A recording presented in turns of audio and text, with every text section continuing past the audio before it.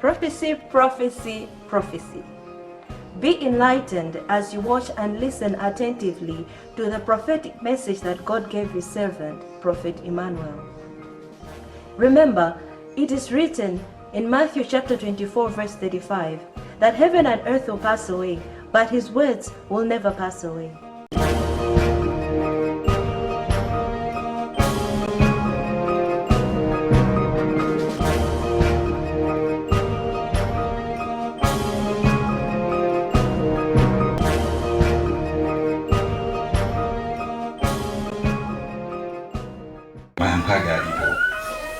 Maoneneo yambirira ndi akuti ndidikirire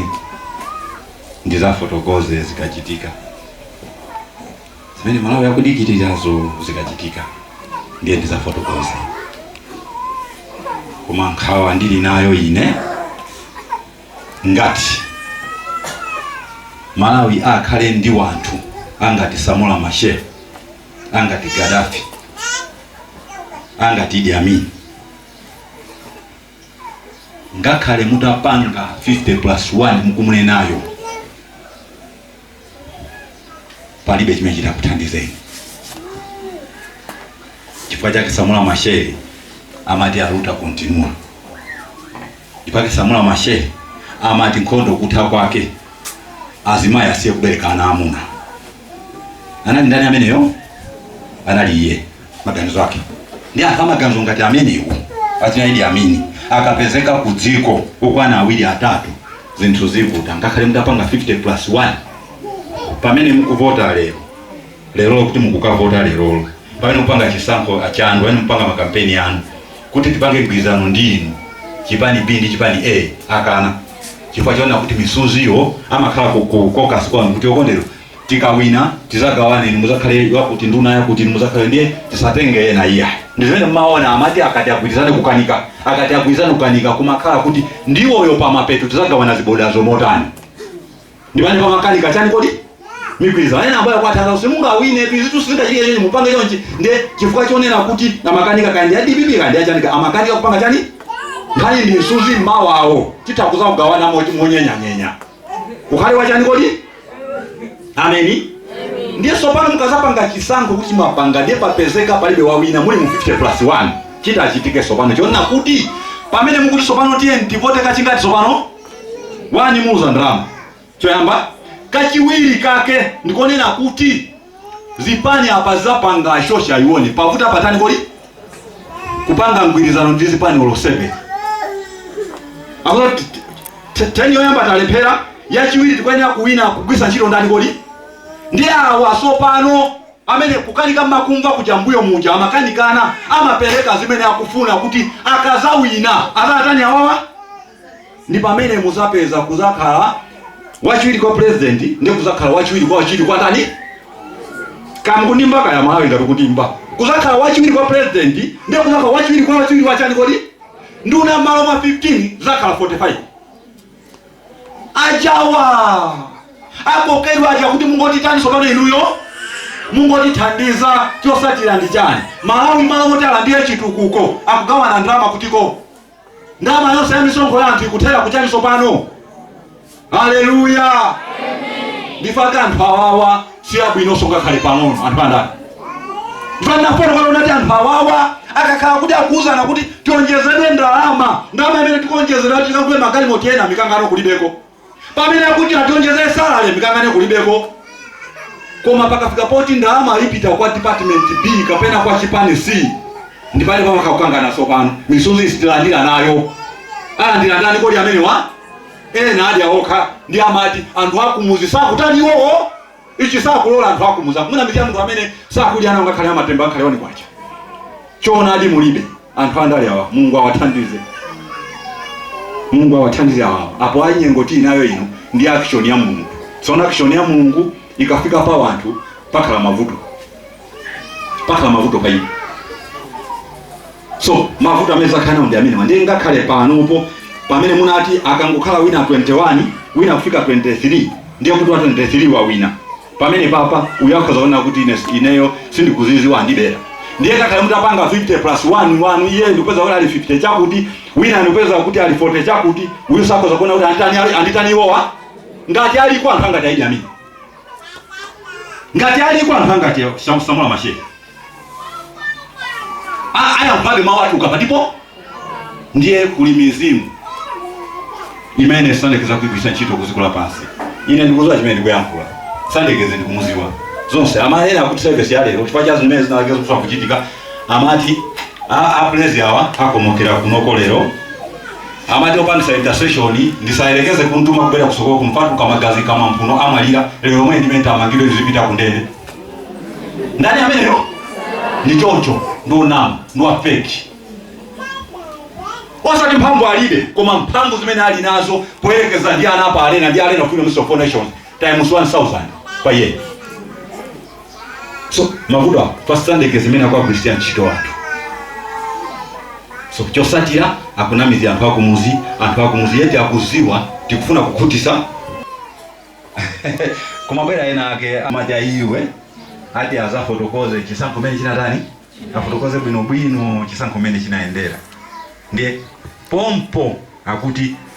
of course asata abwera ali mutimu ena akuti singa kumane nawo zachibana zikuzifuna ena akuti singa kumane nawo ena akunena kuti sanga pange zimene zozo ife kumene tikula ya ife ndi kukoti amen. Okay, pamene ukuyankhula chimenechi ukuyankhula chimene ukuyankhula sakuchiziwa pamene akuti mboni ibwere imene nalipo siku mene masaini ya ndalama mainu amuna na kunena kuti ino ndalama imene munatenga iwo imene iyi sakuiziwa ndiye mkwiziwa ndinu inu ndiye mkona weneso sinapite ko sindikuziwa ndiye akuti akabwere mboni alipo mboni amene analipo kusaini nawo amene amaona zinthuzo ino ndikuti mboni amene ine sindikumufuna chimene mukafuna ndija mukuthandauza simufuna chiona chitanicho. Haleluya. Amen. Ngati mukuzowa kuti chimene mukupangacho ndichoona mumulole analipo yatani yero abuya papa akufotokozereni iye ndiye kale mukuzowa zindikomera ndifuka cyane munga kane kuti amene asalani onene anendwa kale ndi nthawi ya mavuto inoyo tikwenera kuita na Yehova muziko ino wanthu akudabwa mwina wena chifuka chani Mungu pakali ali ponsepa kungo fotokoza kuti sitachitike ndisi ndakwiya sachitike ndisi ndakwiya chifukwa chani malomo gwada pansi muno kuti tizipemphera timuze Mulungu zimene zosachitike ndiye ndingofotokoza sitachitike ndisi ndiye kuti ineyo ndikusangalasidwa ndikuti zinthu zichitika zonongeka ndimati ndiyankhe ziko ayi koma chimene ndatumidwa ndi chimene ndikuzolani ine basi sindingatumidwe ukause siku la pansi ndipanga ichi chifukwa kupanga ichi ndene ndibwere kuno zekaba ntendere wabwera zinthu zikhala bwino zokoma kwambiri ali tumaine chito ndikwena kuyankhula chokha chimene Mungu akona andi ndikamafika potuka nacho chinthucho ndimakanda mfusa Mulungu ambuye akomenti mananu ndi amatusamale sinchito imene ndakuitanira iweyo ndakuitanira kuti chimene ndiyankhule ndi chimene utaliwe chimene ndikuyankhula ndikunena chimene chiliko ndi chimene utaniwe so iweso sunga nduze choti ndichite upitise uthenga wanga wajine kuziko ndichifukwa chake ndimabwera kufotokoza osati chimakhala kuti chinthu choncho ndikomera koma chindikomere chisandikomere ndikuyenera kuluza ziko chikamabwera anthu aziwe kuti chikutani chinthucho asipata ndifanyike mukalakwisa ndikuyenera kuita nani ndiye ndikuyenera kukuza zimene mwalakwisa osati payoti iniyo musangalale ayi so please ziko la pansi mbale wanga banja lako business yako chilichonse chimene uli nacho ukalola Mulungu akhale apa zichita bwino kwambiri chifukwa mkulu yitu walusatu sandekezwa walusa chifukwa ndime yake imene anali nayo yonse walandidwa munda wonse umene amaudalira wonse watani ndiye pamene atapezere mwayipo pamenepo ambuye akuthandize ambuye akuthandize ambuye akuthandize ambuye akuthandize zabwino zonse ndibwereze mamene yankhula unene wina wake kuti mwana wako anthu akamanena kuti tiye ukuti kapange izi mwana wako asapiteko twalero ana anthu ena ali kundende ivi ni zimene zachitika kandera chani kandera chinayi anthu ena ali kundende akwiridwa pamene ali kundende anakatengedwa magali moti ndikubweresedwa kupanga zinthu zimene angapangezo chosati akugwiridwa wakutiko mai opanda chichonse anthu andi chopya anthu ake ndosauka ngatine pa ali chichonse ali kundende mai mwali jiba ndi sima jiba ndi sima ndani amene mwandale onsewa wazi pani zonse zili malamu ndani amene munamona mwana wawo aje ati akapangana mademo ndani mwana wa ndani ali ku school ku UK ali ku Ireland ali ku Tiko ali maiko akunja ku United States of America onse awawa palibe amene mungapeza nawo yeye panse we simungapeza almost ora ali kunyumba kwawo ndani mwana wao amene munapeza ali panse akuza kuti Somali utakango mpigira ndisaluze mwana wangu koma mwana wangu wena kupita ukasokolosa ana achaenda kazi mangine muntu so kuganiza osaganiza sane kezo nguti fulatira pamene pali chola kuika tiyangane kwa Mungu ndiamene tukwena kumfusa mbwe mutitandize ichi sichili bwino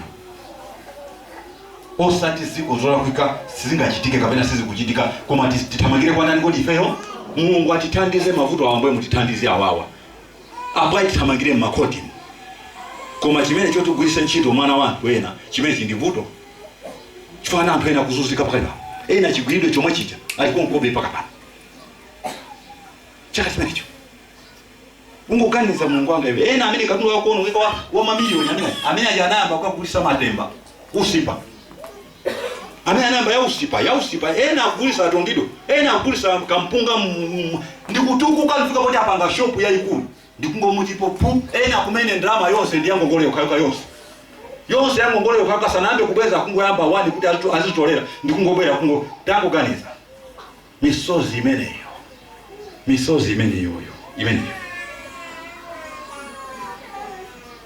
ikangosonkhana ndikufika kumaso pa Mulungu mulingo wake oyenerera ndivuto tikadakaa kuti chikondi cha Mulungu tinacho ngaka zimene zikuchitika mmaiko sizikanakhalako ngaka zimene zikuchitika kumawe sizikanakhalako kumuona muno ndi mbale wako pamene kumuona muno mayi wina utakuziwa kuti mayi awa inemedi kwaonera zana litali weruka kaya la chitatu siku indiso ndaona chitenji chake chimodzimodzi chomwe chosakusintha kunyumba nazo zitenje kuteko zina ungotembenuza kungote zina sunazivalepo nazo 20 chakuti 40 chakuti sumavala ndikanakonda utamba pa mtima pako ndikatenga chitenje ndikumpasa mayi ameneyo ukalenga osati fati kufuna kubwezereka tu osati fati amene ndo mtundu wako zimene umazinena osati fati makana yako yandikana osati fati kufuna kupindule siku nazabwere kuchapira zovala ai tatandiza mbali wako